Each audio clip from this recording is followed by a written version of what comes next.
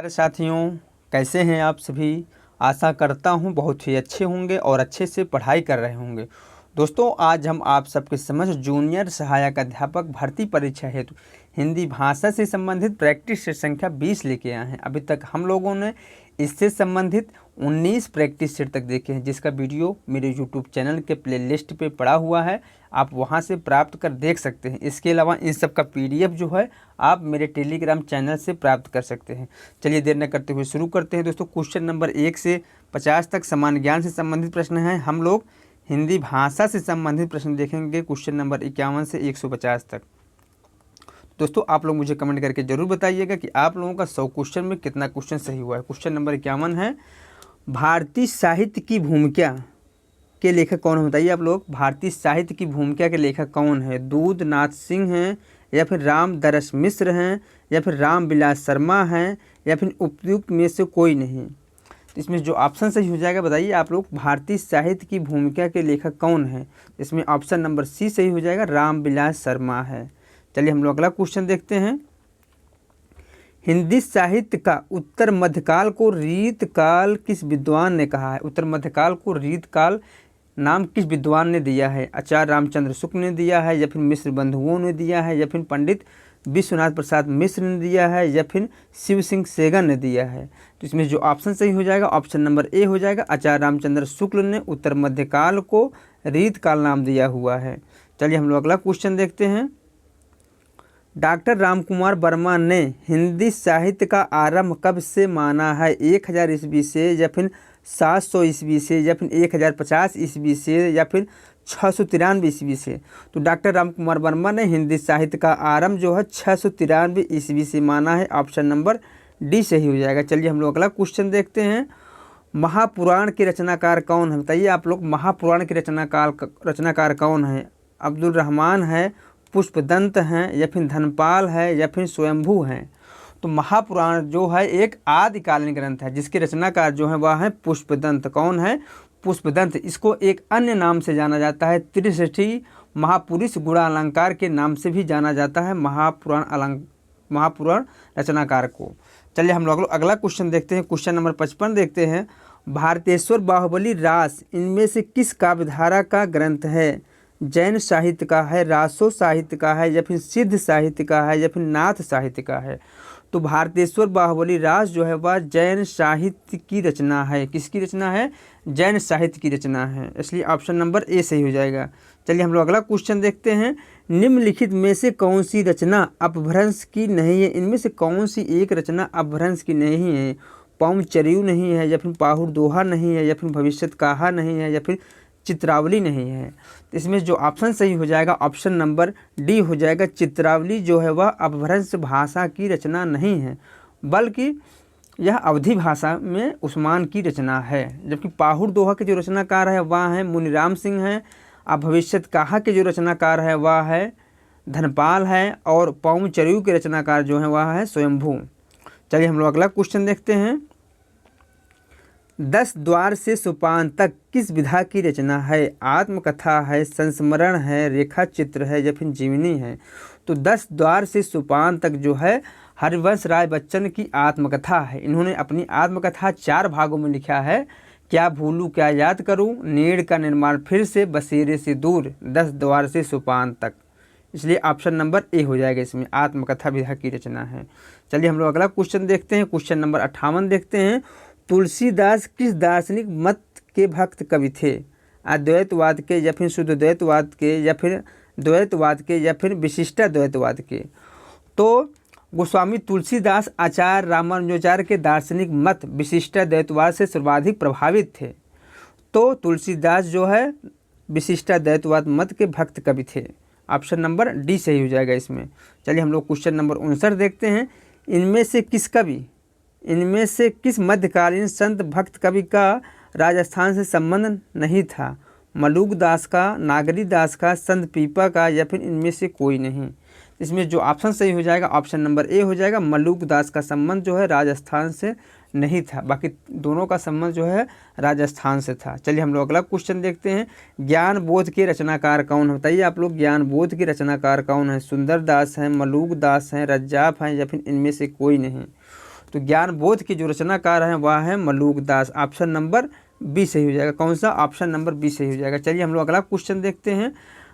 कश्मीर रात के बाद किसकी यात्रा साहित्य है? कन्हैया लाल नंदन की है, या फिर श्रीकांत वर्मा की है, या फिर कमलेश्वर की है, या फिर कृष्णनाथ की है? तो बताइए आप लोग, कश्मीर रात के बाद किसकी रचना है? तो इसमें जो ऑप्शन सही हो जाएगा ऑप्शन नंबर सी सही हो जाएगा। कमलेश्वर का यह यात्रा साहित्य है, इसलिए ऑप्शन नंबर सी हो जाएगा। चलिए हम लोग अगला क्वेश्चन देखते हैं। क्वेश्चन नंबर 62 देखते हैं। आचार्य रामचंद्र शुक्ल ने गोस्वामी तुलसीदास द्वारा रचित ग्रंथों की संख्या कितनी मानी है? 10 मानी है, 12 मानी है, 5 मानी है, या फिर 7 मानी है? तो इसमें जो ऑप्शन सही हो जाएगा ऑप्शन नंबर 12 हो जाएगा। ऑप्शन नंबर बी हो जाएगा। 12 ग्रंथों की संख्या मानी है आचार्य रामचंद्र शुक्ल ने तुलसीदास की। चलिए हम लोग अगला क्वेश्चन देखते हैं। इनमें से कौन सी रचना नंददास की नहीं है? मान मंजरी, दान लीला, या फिर अनेकार्थ मंजरी, या फिर रूप मंजरी? तो मान मंजरी, अनेकार्थ मंजरी और रूप मंजरी नंददास की रचना है, जबकि दान लीला जो है नंददास की रचना नहीं है। तो दोस्तों आप लोग मुझे कमेंट करके बताइएगा कि दान लीला किसकी रचना है। चलिए हम लोग अगला क्वेश्चन देखते हैं। क्वेश्चन नंबर 64 देखते हैं। वरवै नायिका भेद किसकी रचना है? कृपा राम की है, रहीम की है, तुलसीदास की है, या फिर केशव दास की है? तो वरवै नायिका भेद जो है वह रहीम दास की रचना है। किसकी रचना है? रहीम दास की रचना है। यह अवधी भाषा में लिखा प्रथम रीत निरूपण ग्रंथ है। चलिए हम लोग अगला क्वेश्चन देखते हैं। श्रृंगार लतिका के रचयिता कौन है? द्विजदेव है, चिंतामणि है, देव कवि हैं, या फिर रत्नाकर है? तो श्रृंगार लतिका के जो रचनाकार है वह है द्विजदेव। ठीक है, कौन है? द्विजदेव हैं। ऑप्शन नंबर ए सही हो जाएगा। चलिए हम लोग अगला क्वेश्चन देखते हैं। गंगा लहरी किसकी रचना? बताइए आप लोग, गंगा लहरी जो है वह किसकी रचना है? मतीराम की है, पद्माकर की है, ठाकुर की है, या फिर बोधा की है? तो इसमें जो ऑप्शन सही हो जाएगा ऑप्शन नंबर बी हो जाएगा। गंगा लहरी जो है वह पद्माकर की रचना है। चलिए हम लोग अगला क्वेश्चन देखते हैं। क्वेश्चन नंबर 67 देखते हैं। निम्नलिखित में से कौन आचार्य कवि नहीं है? इनमें से कौन एक आचार्य कवि नहीं है? केशव दास, भिखारी दास, चिंतामणि, या फिर ब्रजवासी दास? तो केशव दास जो है आचार्य कवि है, भिखारी दास भी आचार्य कवि हैं, और चिंतामणि भी आचार्य कवि हैं, जबकि ब्रजवासी दास जो हैं आचार्य कवि ना होकर प्रबंधकार के रूप में ये जाने जाते हैं, इसलिए ऑप्शन नंबर डी सही हो जाएगा। इनकी जो एक अन्य रचना महत्वपूर्ण है वह है ब्रजविलास। क्या है? ब्रजविलास। चलिए हम लोग अगला क्वेश्चन देखते हैं। अभिधा उत्तम काव्य है, मध्य लक्षणा लीन, अधम व्यंजना रस विरस, उल्टी कहत नवीन। सब शक्ति के विषय में निम्नलिखित कथन किसका है? केशव दास का है, भिखारी दास का है, देव कवि का है, या फिर चिंतामणि का है? बताइए इसमें ऑप्शन नंबर कौन सा सही हो जाएगा? इसमें ऑप्शन नंबर जो सही हो जाएगा ऑप्शन नंबर सी हो जाएगा, देव कवि। चलिए हम लोग अगला क्वेश्चन देखते हैं। आलम घनानंद बोधा ठाकुर किस काव्यधारा के कवि हैं? तो दोस्तों बोधा ठाकुर, आलम घनानंद ये सभी जो हैं वह रीत मुक्त काव्यधारा के कवि हैं, इसलिए ऑप्शन नंबर सी सही हो जाएगा। चलिए हम लोग अगला क्वेश्चन देखते हैं। बगियान बसंत बसेरो कियो, बसिए ते त्याग तपाइए न, दिन काम कुतूहल के जो बने, तिन बीच वियोग बुलाइए न। उपयुक्त काव्य पंक्ति के रचनाकार कौन? बताइए उपयुक्त काव्य पंक्ति के रचनाकार कौन है? प्रताप नारायण मिश्र हैं, बद्री नारायण चौधरी प्रेमघन हैं, ठाकुर जगमोहन हैं, या फिर भारतेंदु हरिश्चंद्र हैं? तो इसमें जो ऑप्शन सही हो जाएगा ऑप्शन नंबर बी हो जाएगा।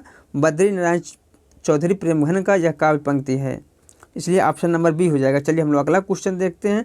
साकेत में कितने सर्ग हैं? बताइए आप लोग, साकेत में कितने सर्ग हैं? 15 है, 11 है, 12 है, या फिर 7 है? तो साकेत में 12 सर्ग हैं। कितने? 12 सर्ग हैं, जबकि कमायनी में 15 सर्ग हैं। चलिए हम लोग अगला क्वेश्चन देखते हैं। प्रसाद की किस कृति का अन्य भाषाओं में भी अनुवाद हुआ है? लहर का, झरना का, कमायनी का, या फिर स्कंद गुप्त का? तो प्रसाद की कृति कमायनी का अन्य भाषाओं में भी अनुवाद हुआ है। जयशंकर प्रसाद कृत कमायनी को छायावाद का कीर्ति स्तंभ कहा जाता है, जबकि शांतिप्रिय द्विवेदी ने इस महाकाव्य को छायावाद का उपनिषद कहा है। किसको? कमायनी को। चलिए हम लोग अगला क्वेश्चन देखते हैं। क्वेश्चन नंबर 73 देखते हैं।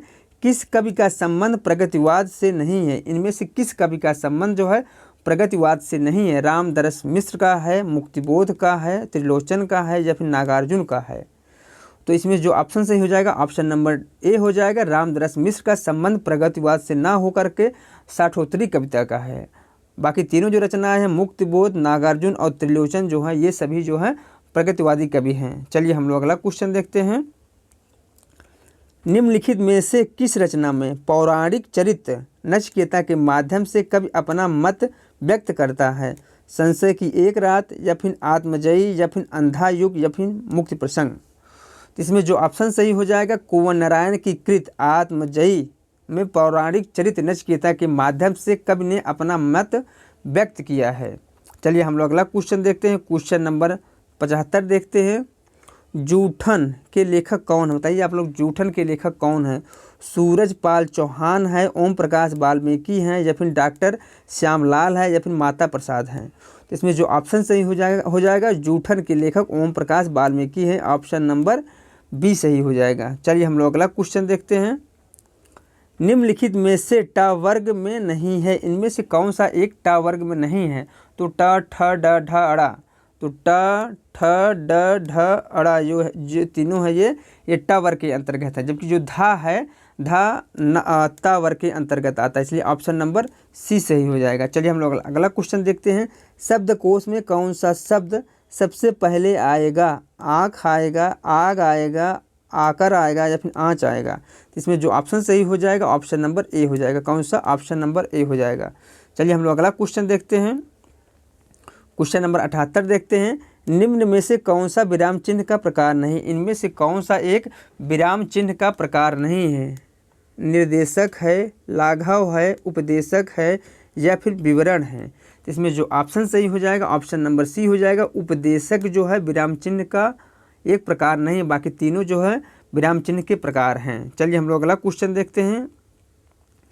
निम्नलिखित शब्दों में से कौन सा शब्द शुद्ध है? इनमें से कौन सा एक शब्द शुद्ध है? तो इसमें जो ऑप्शन सही हो जाएगा ऑप्शन नंबर ए हो जाएगा। विदुषी जो है वह शुद्ध शब्द है। चलिए हम लोग अगला क्वेश्चन देखते हैं। निम्नलिखित में से शुद्ध वर्तनी वाला एक शब्द कौन सा है? इसमें से जो ऑप्शन सही हो जाएगा ऑप्शन नंबर बी हो जाएगा। हिरण्यकश्यपु जो है वह शुद्ध वर्तनी वाला शब्द है। चलिए हम लोग अगला क्वेश्चन देखते हैं।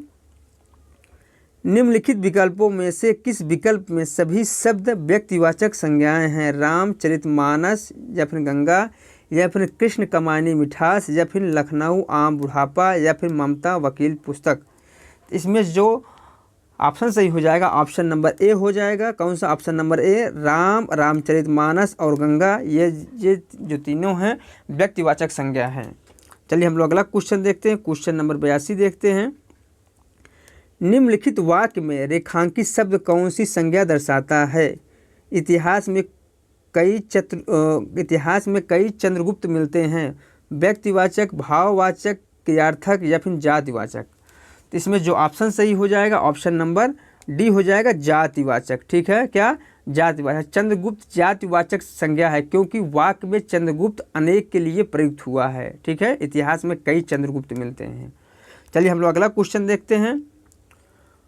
अचूक विशेषण के साथ उपयुक्त संज्ञा है। चोट है, नेत्र है, निशाना है, या फिर जवाब है। इसमें जो ऑप्शन सही हो जाएगा ऑप्शन नंबर सी हो जाएगा, निशाना। चलिए हम लोग अगला क्वेश्चन देखते हैं। क्वेश्चन नंबर 84 देखते हैं। निम्न में सर्वनाम शब्द है। दान है, भजन है, कुछ है, या फिर पढ़ना है। इसमें जो ऑप्शन सही हो जाएगा क्वेश्चन नंबर 84 का ऑप्शन नंबर सी सही हो जाएगा। कुछ जो है वह सर्वनाम है। कौन सा सर्वनाम? अनिश्चयवाचक सर्वनाम है। चलिए हम लोग अगला क्वेश्चन देखते हैं। क्वेश्चन नंबर 85 देखते हैं। क्वेश्चन नंबर 85 क्या है? निम्नलिखित वाक्य में रेखांकित किए हुए भाग में कौन सा पदबंध है? बढ़कर बातें करने वाले तुम संजीदा क्यों हो? रेखांकित शब्द में कौन सा पदबंध वाक्य शब्द कौन सा है? संज्ञा है, क्रिया विशेषण है, सर्वनाम है, या फिर विशेषण है? तो बताइए आप लोग इसमें से कौन सा ऑप्शन सही हो जाएगा? इसमें जो ऑप्शन सही हो जाएगा ऑप्शन नंबर सी हो जाएगा, सर्वनाम। क्या हो जाएगा? सर्वनाम। चलिए हम लोग अगला क्वेश्चन देखते हैं। क्वेश्चन नंबर 86 देखते हैं। न्यूनतम विशेषण की कौन सी अवस्था है? मूलावस्था है, प्रथमावस्था है, उत्तरावस्था है, या फिर उत्तमावस्था है? इसमें जो ऑप्शन सही हो जाएगा ऑप्शन नंबर डी सही हो जाएगा, उत्तमावस्था है। कौन सा? उत्तमावस्था है। चलिए हम लोग अगला क्वेश्चन देखते हैं। शब्द उसका हिंदी व्याकरण के अनुसार विशेषण के भेदों कि किस श्रेणी में आता है, परिणामवाचक विशेषण की श्रेणी में, या फिर संख्यावाचक विशेषण की श्रेणी में, या फिर सर्वनामिक विशेषण की श्रेणी में, या फिर गुणवाचक विशेषण की श्रेणी में आता है। इसमें जो ऑप्शन हो जाएगा ऑप्शन नंबर सी हो जाएगा, सर्वनामिक विशेषण की श्रेणी में आता है।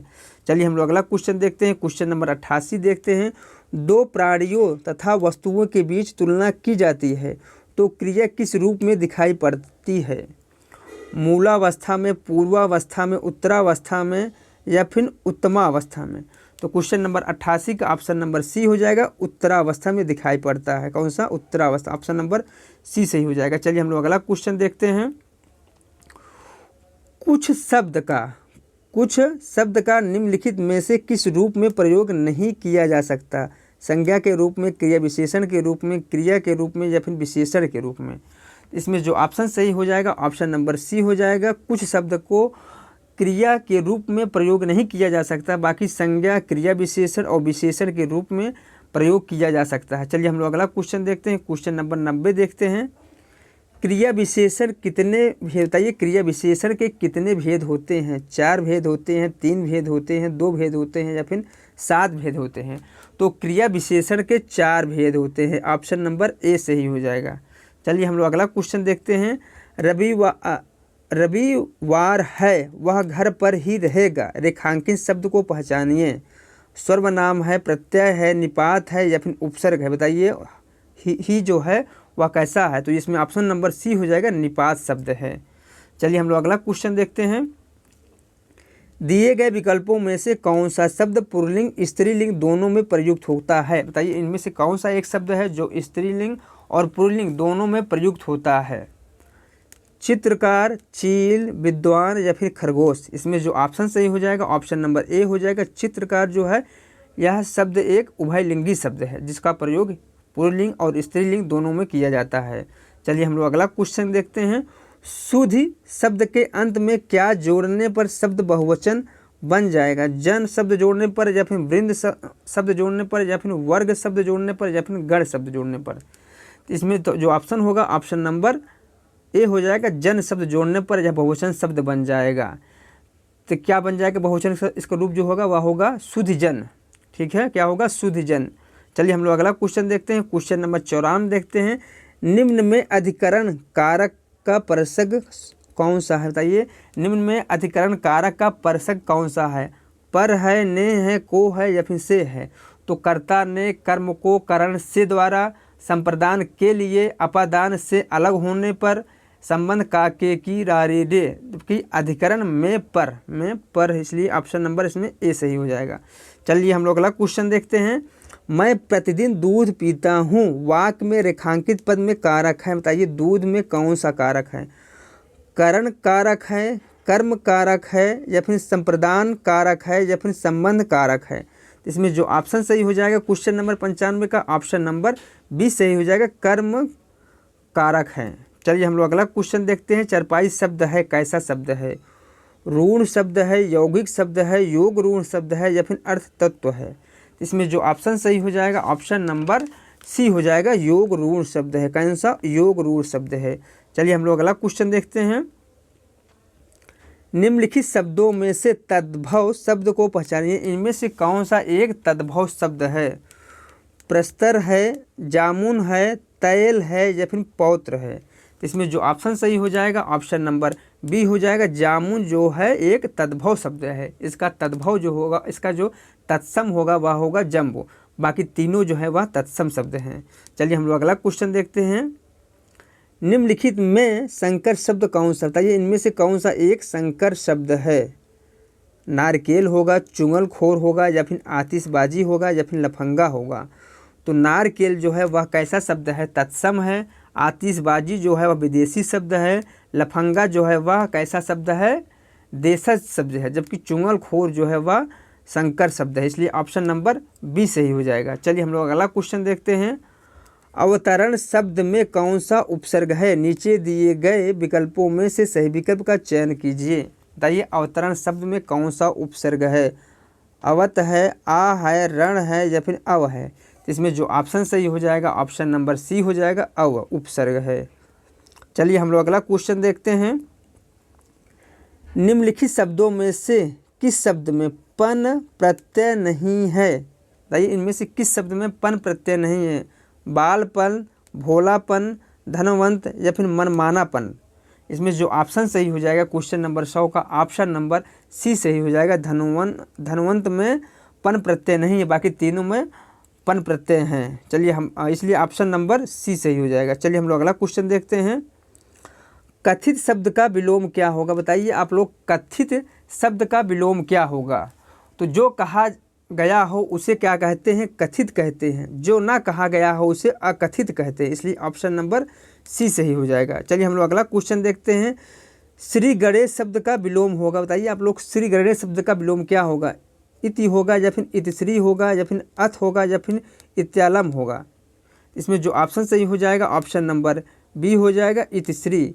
श्री गणेश का तात्पर्य है किसी कार्य का प्रारंभ होना और इतिश्री का तात्पर्य है किसी कार्य का समाप्त होना। चलिए हम लोग अगला क्वेश्चन देखते हैं। क्वेश्चन नंबर 103 देखते हैं। जल शब्द का पर्यायवाची है। बताइए इसमें से कौन सा एक जल शब्द का पर्यायवाची है? सलिल है या फिर अनल है या फिर अमी है या फिर जीवनक है। तो इसमें जो ऑप्शन सही हो जाएगा क्वेश्चन नंबर 103 का ऑप्शन नंबर ए हो जाएगा। जल शब्द का पर्यायवाची सलिल है, जबकि अनल जो है किसका पर्यायवाची है? अनल जो है आग का पर्यायवाची है और अमी जो है अमृत का पर्यायवाची है। चलिए हम लोग अगला क्वेश्चन देखते हैं। निम्नलिखित में से कौन सा शब्द वृक्ष का पर्यायवाची नहीं है? इनमें से कौन सा एक शब्द वृक्ष का पर्यायवाची नहीं है? तो विहग जो है वह वृक्ष का पर्यायवाची नहीं, बाकी तीनों जो हैं वृक्ष के पर्यायवाची है, जबकि बृहग जो है वह पक्षी का पर्यायवाची है। चलिए हम लोग अगला क्वेश्चन देखते हैं। पंच शब्द का अनेकार्थी शब्द नहीं, इनमें से कौन सा एक पंच शब्द का अनेकार्थी शब्द नहीं है? पाँच नहीं है या फिर सरपंच नहीं है या फिर निर्णय करने वाला नहीं है या फिर पंचानन नहीं है। तो पंच शब्द का अनेकार्थी शब्द पंचानन नहीं है, बाकी तीनों जो है पंच शब्द का अनेकार्थी शब्द हैं। चलिए हम लोग अगला क्वेश्चन देखते हैं।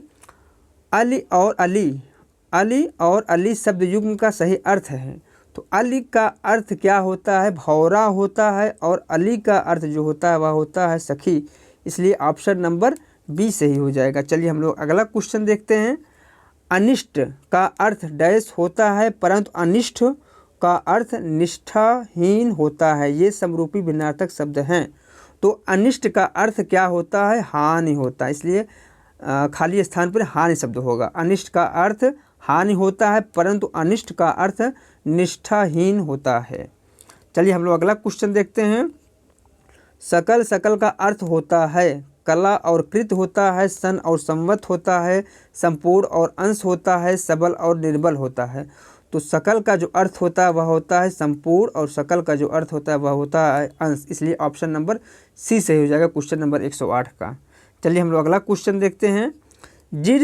जिस पेड़ से पत्ते झड़ गए हों के लिए एक शब्द कौन सा? बताइए आप, जिस पेड़ से पत्ते झड़ गए हो उसके लिए एक शब्द कौन सा होगा? इसमें जो ऑप्शन सही हो जाएगा ऑप्शन नंबर बी हो जाएगा, अपर्णा। क्या होगा? अपर्णा।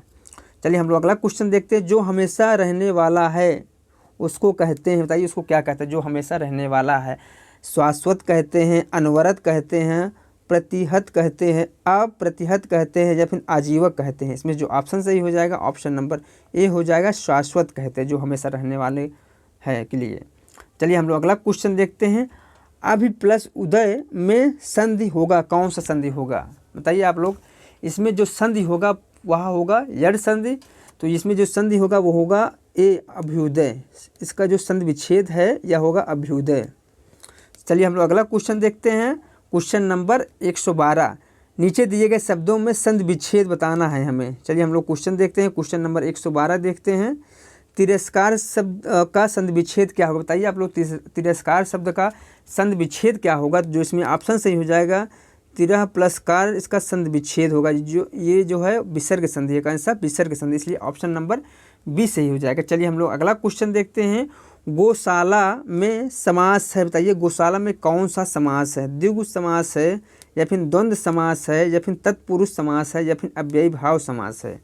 इसमें जो ऑप्शन सही हो जाएगा ऑप्शन नंबर सी हो जाएगा, तत्पुरुष समास है। चलिए हम लोग अगला क्वेश्चन देखते हैं। त्रिवेणी शब्द में कौन सा समास है? बताइए आप लोग, त्रिवेणी शब्द में कौन सा समास है? कर्मधारय समास है या फिर बहुब्रीहि समास है, या फिर द्विगु समास है, या फिर द्वंद्व समास है। तो त्रिवेणी शब्द में द्विगु समास है, ऑप्शन नंबर सी सही हो जाएगा। चलिए हम लोग अगला क्वेश्चन देखते हैं, क्वेश्चन नंबर 115 देखते हैं।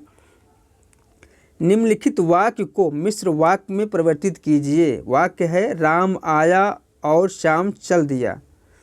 ऑप्शन है दिए हुए वाक्य में परिवर्तन संभव नहीं है, या फिर जैसे ही राम आया श्याम चल दिया, या फिर राम के आने पर श्याम चला गया, या फिर श्याम चल दिया राम आ गया। तो इसमें जो ऑप्शन सही हो जाएगा ऑप्शन नंबर बी हो जाएगा, जैसे ही राम आया श्याम चल दिया। इसमें यह एक मिश्र वाक्य है। चलिए हम लोग अगला क्वेश्चन देखते हैं, क्वेश्चन नंबर 116 देखते हैं। क्वेश्चन नंबर 116 क्या है, दिए निम्नलिखित वाक्यों में से शुद्ध वाक्य बताना है हमें। कौन सा इसमें से एक शुद्ध वाक्य है। आसमान को घने बादल छाए हुए हैं, आसमान को घने बादल छाए हुए हैं, या फिर आसमान पर घने बादल छाए हुए हैं, या फिर आसमान से घने बादल छाए हुए हैं, या फिर आसमान में घने बादल छाए हुए हैं। तो इसमें जो ऑप्शन सही हो जाएगा ऑप्शन नंबर डी हो जाएगा, आसमान में घने बादल छाए हुए हैं। चलिए हम लोग अगला क्वेश्चन देखते हैं, क्वेश्चन नंबर 117 देखते हैं। राधा कृष्णन डैश स्वाध्याय डैश दिए गए विकल्पों में से रिक्त स्थान सही विकल्प का चयन करना है हमें। बताइए आप लोग इसमें कौन सा होगा। इसमें जो ऑप्शन सही हो जाएगा ऑप्शन नंबर बी हो जाएगा, राधा कृष्णन हमेशा स्वाध्याय करते थे। ठीक है, चलिए हम लोग अगला क्वेश्चन देखते हैं, क्वेश्चन नंबर 118 देखते हैं। अखियाँ हरि दर्शन की भूखी, कैसे रहे रूप रस राची, ये बतिया सुन रूखी। उपयुक्त पंक्ति में कौन सा रस है। वीर रस है, वियोग श्रृंगार रस है, शांत रस है, या फिर संयोग श्रृंगार रस है। तो इसमें जो ऑप्शन सही हो जाएगा ऑप्शन नंबर बी हो जाएगा, वियोग श्रृंगार रस है। कौन सा, वियोग श्रृंगार रस है। चलिए हम लोग अगला क्वेश्चन देखते हैं, क्वेश्चन नंबर 119 देखते हैं। निर्वेद किस रस का स्थायी भाव है। बताइए आप लोग निर्वेद किस रस का स्थायी भाव है। शांत रस का, हास्य रस का, करुण रस का, या फिर श्रृंगार रस का। इसमें जो ऑप्शन सही हो जाएगा ऑप्शन नंबर ए हो जाएगा, शांत रस का अस्थायी भाव है। चलिए हम लोग अगला क्वेश्चन देखते हैं, क्वेश्चन नंबर 120 देखते हैं। निम्न में सममात्रिक छंद का कौन सा उदाहरण है। बताइए आप, निम्न में सममात्रिक छंद का कौन सा उदाहरण है। दोहा है, सोरठा है, चौपाई है, या फिर सभी हैं। तो सममात्रिक छंद का उदाहरण है चौपाई, ऑप्शन नंबर सी से हो जाएगा क्वेश्चन नंबर 120 का। चलिए हम लोग अगला क्वेश्चन देखते हैं, क्वेश्चन नंबर 121 देखते हैं। किस छंद का प्रथम व अंतिम शब्द एक सा होता है। कुंडलिया का, या फिर रोला का, या फिर दोहा का, या फिर सोरठा का। तो इसमें जो ऑप्शन सही हो जाएगा ऑप्शन नंबर ए हो जाएगा, कुंडलिया का। चलिए हम लोग अगला क्वेश्चन देखते हैं, क्वेश्चन नंबर 122 देखते हैं। अजो तरियोना ही रहो श्रुत सेवक एक रंग में अलंकार है। बताइए इसमें कौन सा अलंकार है। श्लेष अलंकार है, रूपक अलंकार है, उपमा अलंकार है, या फिर उत्प्रेक्षा अलंकार है। इसमें जो ऑप्शन सही हो जाएगा ऑप्शन नंबर ए हो जाएगा, श्लेष अलंकार है। कौन सा, कैसा अलंकार है, श्लेष अलंकार है, ऑप्शन नंबर ए हो जाएगा। चलिए हम लोग अगला क्वेश्चन देखते हैं। दिवावसान का समय मेघमय आसमान से उतर रही है, वह संध्या सुंदरी परी सी धीरे धीरे धीरे। इसमें कौन सा अलंकार, बताइए आप लोग इसमें कौन सा अलंकार है। रूपक अलंकार है, उपमा अलंकार है, श्लेष अलंकार है, या फिर मानवीकरण अलंकार है। तो इसमें जो ऑप्शन सही हो जाएगा ऑप्शन नंबर डी हो जाएगा, मानवीकरण अलंकार है। चलिए हम लोग अगला क्वेश्चन देखते हैं, क्वेश्चन नंबर 124 देखते हैं। लश्कर में ऊँट बदनाम का अर्थ है। ऑप्शन ए गुणवान का बदनाम, या फिर ऊँट का सदा एक रस, या फिर मोल ताल कर बदनाम होना, या फिर दोष किसी पर नाम किसी और का। तो ऊँट में लश्कर बदनाम का अर्थ है दोष किसी पर नाम किसी और का, ऑप्शन नंबर डी हो जाएगा। चलिए हम लोग अगला क्वेश्चन देखते हैं, क्वेश्चन नंबर 125 देखते हैं। कंगाली में आटा गीला प्रस्तुत लोकोक्ति का अर्थ निम्नलिखित में से कौन सा विकल्प दर्शाता है। बुरे के साथ रहने से बुराई ही मिलती है, या फिर एक तो दोस्त था दूसरा और लग गया, या फिर मुसीबत में और मुसीबत आना, या फिर गरीबी में और मुसीबत आना। तो इसमें जो ऑप्शन सही हो जाएगा ऑप्शन नंबर सी सही हो जाएगा, मुसीबत में और मुसीबत आना। चलिए हम लोग अगला क्वेश्चन देखते हैं, क्वेश्चन नंबर 126 देखते हैं। विनय पत्रिका के लेखक कौन। बताइए आप लोग विनय पत्रिका के लेखक कौन है। तुलसीदास हैं, सूरदास हैं, जयदेव हैं या फिर कबीर दास। बताइए इसमें कौन सा ऑप्शन सही हो जाएगा। इसमें जो ऑप्शन सही हो जाएगा ऑप्शन नंबर ए हो जाएगा। तुलसीदास की यह रचना है विनय पत्रिका, जो कि इन्होंने ब्रज भाषा में लिखा हुआ है। चलिए हम लोग अगला क्वेश्चन देखते हैं। निज भाषा उन्नत है सब उन्नत को मोल किसकी काव्य पंक्तियाँ हैं। भवानी प्रसाद मिश्र की हैं, भारतेंदु हरिश्चंद्र की है, मैथिली शरण गुप्त की है या फिर महावीर प्रसाद द्विवेदी की हैं। तो इसमें जो ऑप्शन सही हो जाएगा ऑप्शन नंबर बी हो जाएगा। भारतेंदु हरिश्चंद्र की यह काव्य पंक्तियाँ हैं। चलिए हम लोग अगला क्वेश्चन देखते हैं। आंसू किसका प्रमुख काव्य। बताइए आंसू जो है किसका प्रमुख काव्य है। मैथिली शरण गुप्त का है, जयशंकर प्रसाद का है, सूर्यकांत त्रिपाठी निराला का है या फिर सुमित्रा नंदन पंत का है। तो आंसू जो काव्य है वह है जयशंकर प्रसाद का। ऑप्शन नंबर बी हो जाएगा। चलिए हम लोग अगला क्वेश्चन देखते हैं। क्वेश्चन नंबर 129 देखते हैं। महादेवी वर्मा को यामा के लिए कौन सा पुरस्कार मिला है। ज्ञानपीठ पुरस्कार, भारत रत्न पुरस्कार या फिर पद्म विभूषण पुरस्कार या फिर पद्म भूषण पुरस्कार। इसमें जो ऑप्शन सही हो जाएगा ऑप्शन नंबर ए हो जाएगा। ज्ञानपीठ पुरस्कार मिला हुआ है। चलिए हम लोग अगला क्वेश्चन देखते हैं। मुक्ति बोध के लिए जैनेन्द्र कुमार को किस पुरस्कार से सम्मानित किया गया था। सरस्वती पुरस्कार से या फिर साहित्य अकादमी पुरस्कार से या फिर ज्ञानपीठ पुरस्कार से या फिर मंगला प्रसाद पारितोषिक पुरस्कार से। तो इसमें जो ऑप्शन सही हो जाएगा ऑप्शन नंबर बी हो जाएगा। साहित्य अकादमी पुरस्कार से सम्मानित किया गया था जैनेन्द्र कुमार को। चलिए हम लोग अगला क्वेश्चन देखते हैं। परिंदे कहानी किस कथाकार की है। बताइए आप लोग परिंदे जो कहानी है यह किस कथाकार की है। भीष्म साहनी की है, मुक्तिबोध की है, निर्मल वर्मा की है या फिर प्रेमचंद की है। तो इसमें जो ऑप्शन सही हो जाएगा ऑप्शन नंबर सी हो जाएगा। निर्मल वर्मा की यह कहानी है परिंदे। चलिए हम लोग अगला क्वेश्चन देखते हैं। जिंदगी नामा किसकी रचना है। कालिदास की है, केदारनाथ सिंह की है या फिर कैफी आजमी की है या फिर कृष्णा सोबती की है। तो इसमें जो ऑप्शन सही हो जाएगा ऑप्शन नंबर डी हो जाएगा। जिंदगी नामा जो है कृष्णा सोबती की है। किसकी है। कृष्णा सोबती की एक उपन्यास विधा की रचना है।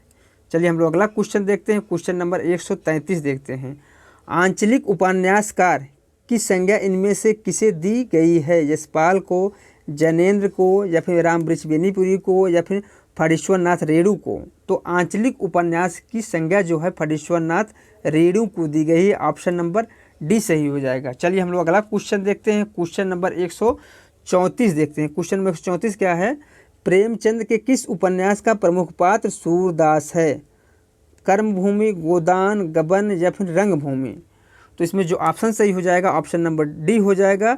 रंगभूमि का एक प्रमुख पात्र है सूरदास। चलिए हम लोग अगला क्वेश्चन देखते हैं। क्वेश्चन नंबर 135 देखते हैं।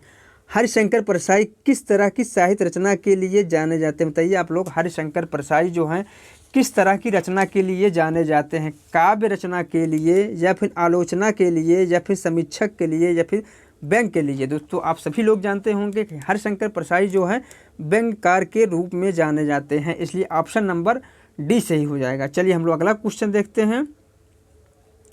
पंडित बनारसी दास द्वारा लिखित हिंदी की पहली आत्मकथा का नाम क्या है।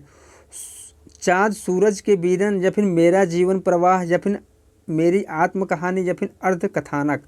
इसमें जो ऑप्शन सही हो जाएगा ऑप्शन नंबर कौन सा ऑप्शन नंबर डी हो जाएगा। अर्ध कथानक। यह दोस्तों हिंदी की पहली आत्मकथा है जो कि पद्य में लिखा गया था, ब्रजभाषा पद्य में लिखा गया था। चलिए हम लोग अगला क्वेश्चन देखते हैं। क्वेश्चन नंबर 137 देखते हैं। किन्नर देश में यात्रा संस्मरण के लेखक कौन हैं। सुमित्रा नंदन पंत हैं, भगवती चरण वर्मा है या फिर माखनलाल चतुर्वेदी हैं या फिर राहुल संकीर्तन हैं। किन्नर देश में राहुल संकीर्तन का यात्रा संस्मरण रचना है। चलिए हम लोग अगला क्वेश्चन देखते हैं। प्रेम वाटिका में किसका वर्णन है। बताइए आप लोग प्रेम वाटिका में किसका वर्णन है। समान प्रणय का या नहीं होगा। और हम लोग देखते हैं ऑप्शन राधा कृष्ण की प्रेम लीला का या फिर श्री कृष्ण की दिनचर्या का या फिर कंस की नगरी मथुरा का। तो इसमें जो ऑप्शन सही हो जाएगा ऑप्शन नंबर बी हो जाएगा। राधा कृष्ण की प्रेम लीला का वर्णन है। चलिए हम लोग अगला क्वेश्चन देखते हैं। क्वेश्चन नंबर 139 देखते हैं। माटी की मूर्तें किस लेखक की रचना है। जगदीश चंद्र की है या फिर राकेश वर्मा की है या फिर रामचंद्र शुक्ल की है या फिर रामवृक्ष बेनीपुरी की है। तो माटी की मूर्तें जो रचना है वह है रामवृक्ष बेनीपुरी की। इसमें ऑप्शन नंबर डी सही हो जाएगा। चलिए हम लोग अगला क्वेश्चन देखते हैं। क्वेश्चन नंबर 140 देखते हैं।